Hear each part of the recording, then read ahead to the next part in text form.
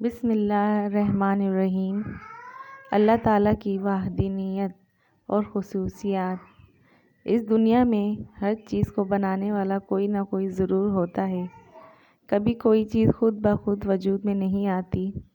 اس طرح کارخانے کو چلانے والا کوئی نہ کوئی ضرور موجود ہے جو بڑی طاقت والا اور ہر شے کو جاننے والا ہے، اور وہ ہے اللہ تعالیٰ۔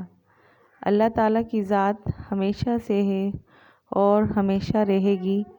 جب کوئی نہیں تھا تو اللہ تعالیٰ کی ذات تھی، اور جب کوئی نہیں ہوگا جب بھی اللہ تعالیٰ ہی کی ذات ہوگی۔ زمینوں، آسمانوں، چاند، سورج، ستاروں، سمندروں، دریاؤں، بارشوں، ہواؤں کا نظام اپنی قدرت سے چلاتا ہے۔ اللہ تعالیٰ سب کا پالنے والا، رازق، خالق و مالک ہے۔ حضرت محمد صلی اللہ علیہ وسلم نے فرمایا، مٹی کو اللہ تعالیٰ نے ہفتے کے دن پیدا کیا، اور پہاڑوں کو اتوار کے دن، اور درختوں کو پیر کے دن، اور برائیوں کو منگل کے دن، اور نور کو بدھ کے دن، اور جانوروں کو جمعرات کے دن، اور حضرت آدم علیہ السلام کو جمعے کے دن۔ اللہ تعالیٰ کسی کا محتاج نہیں، ہم سب اللہ تعالیٰ کے محتاج ہیں۔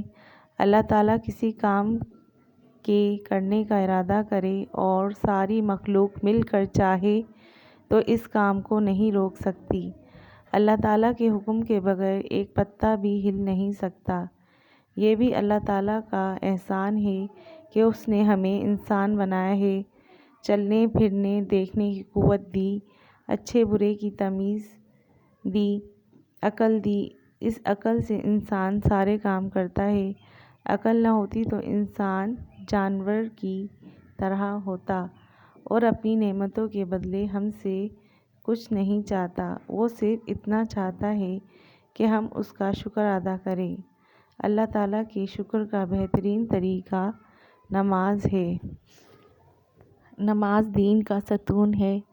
نبی کریم صلی اللہ علیہ وسلم نے ہمیں عبادت اور بندگی کا جو طریقہ بتایا ہے اس کا نام نماز ہے۔ اللہ تعالیٰ نے ہمیں بے شمار نعمتیں عطا کی ہیں۔ نماز خدا کا شکر ادا کرنے کا ایک خاص طریقہ ہے۔ نماز اللہ تعالیٰ سے مانگنے کا ایک خاص طریقہ ہے۔ دن رات میں 5 نمازیں ہر مسلمان مرد عورت پر فرض ہیں۔ اس کے بے شمار فائدے ہیں۔ نماز بے حیائی اور بری باتوں سے روکتی ہے۔ نمازی گناہوں سے بچا رہتا ہے، صحت بھی اچھی رہتی ہے۔ جو شخص پابندی سے نمازیں پڑھے گا، اللہ تعالیٰ دنیا میں بھی کامیابی دے گا اور آخرت میں بھی کامیابی دے گا، اور اللہ تعالیٰ اپنی ذمہ داری پر جنت میں داخل فرمائے گا۔ ہمیں چاہیے کہ خود نماز پڑھیں اور دوسروں کو اس کی تاکید کریں۔